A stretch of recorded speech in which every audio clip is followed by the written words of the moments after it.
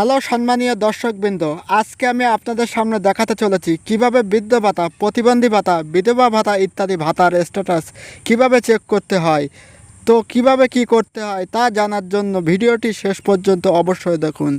তো আর কথা না বাড়িয়ে চলুন ভিডিওটি শুরু করা যাক। সর্বপ্রথম আপনাকে চলে আসতে হবে সরকারের এই যে নতুন ওয়েবসাইটটি তৈরি হয়েছে এই ওয়েবসাইটের মধ্যে। তবে এখান থেকে কিছুদিন আগে এই যে স্ট্যাটাসগুলো দেখা যেত জয় বাংলা নামে, কিন্তু সেটা পরিবর্তন হয়ে এখন হয়ে গেছে সমর্থ নামে। তো আপনারা এখন গুগলে অথবা ক্রোমে গিয়ে সার্চ করবেন SAMARTH.wb.gov.in অর্থাৎ samart.wb.gov.in এই ওয়েবসাইটটি সার্চ করবেন। তবে আমি এই ওয়েবসাইটের লিঙ্ক আপনাদের সুবিধার্থে ভিডিওর ডিসক্রিপশান বক্সে দিয়ে দেব। আপনারা সেখানে ক্লিক করে সরাসরি এই ওয়েবসাইটের মধ্যে চলে আসতে পারবেন। তবে আপনারা এই ওয়েবসাইটের মধ্যে প্রবেশ করার সাথে সাথেই দেখতে পাবেন পশ্চিমবঙ্গ সরকার, গভর্নমেন্ট অফ ওয়েস্ট বেঙ্গল।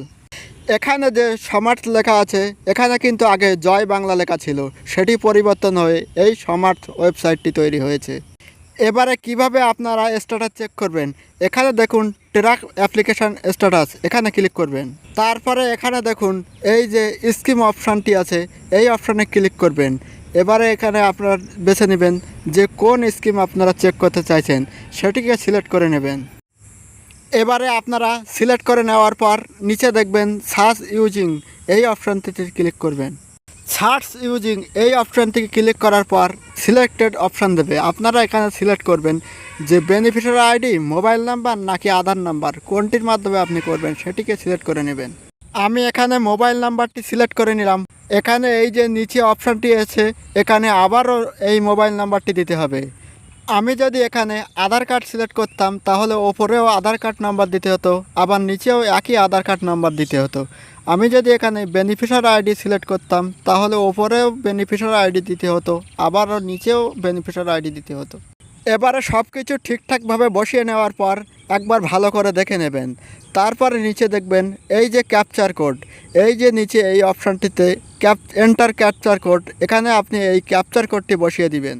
এবারে এই ক্যাপচার কোডটি বসানোর পর এই নিচের দিকে এখানে দেখবেন সার্চ বলে একটি অপশান আছে, এই সার্চ অপশানে আপনারা ক্লিক করবেন। এই যে সার্চ অপশানে ক্লিক করার সাথে সাথেই আপনাদের সামনে এই রকম সব স্ট্যাটাস চলে আসবে। এখানে দেখুন আপনাদেরকে কি কি দেখাচ্ছে, বেনিফিশিয়ারি আইডি, অ্যাপ্লিকেশান যে নামে আছে তার নাম, তার অ্যাড্রেস, তার ব্যাংকের সকল স্ট্যাটাস সবগুলি এখানে শো করছে। এবারে দেখুন এখানে এই যে কারেন্ট স্ট্যাটাস, এই যে কারেন্ট স্ট্যাটাস এখানে অ্যাপ্রুভ আছে। আপনার যদি এই কারেন্ট স্ট্যাটাস অ্যাপ্রুভ থাকে তো আপনার ব্যাংক অ্যাকাউন্টে এ টাকা অবশ্যই ঢুকবে। আপনি যদি মনে করেন আপনি কত কিস্তির টাকা পেয়েছেন সেটিকে চেক করবেন, তাহলে এই যে ভিউ অপশান, এই অপশানটিতে ক্লিক করবেন। এই অপশানটিতে ক্লিক করে দেখবেন কত কিস্তির টাকা পেয়েছেন সবগুলি এখানে দেখাচ্ছে। আর যারা নতুন আবেদন করেছেন এবং আগে থেকে আবেদন করেছেন, যাদের অ্যাপ্রুভ হয়নি তাদের ক্ষেত্রে কিন্তু এখানে পেন্ডিং লেখা থাকবে। আর এই যে পেন্ডিং অপশানটি থাকলে আপনাদের অ্যাকাউন্টে কিন্তু টাকা ঢুকবে না। এই পেন্ডিং অপশান সরকার যতদিন না অ্যাপ্রুভ না করবে ততদিন আপনার অ্যাকাউন্টে টাকা ঢুকবে না। তো এ নিয়ে আপনাদের কোনো চিন্তার প্রয়োজন নেই, আপনাদের কোথাও কিছু জমা দিতে হবে না, এ অটোমেটিক্যালি সরকার অ্যাপ্রুভ করে দিবে। তো এই ছিল আজকের ভিডিও। পরবর্তীকালে এমন ভিডিও পাওয়ার জন্য আমাদের চ্যানেলটিকে সাবস্ক্রাইব করে আমাদের পাশেই থাকুন। আর শেয়ার করতে কিন্তু ভুলবেন না। আপনার এক শেয়ারে আপনার বন্ধু ও পরিবার ও আপনার আপনজন সকলেই এই বিষয়ে জেনে যাবে।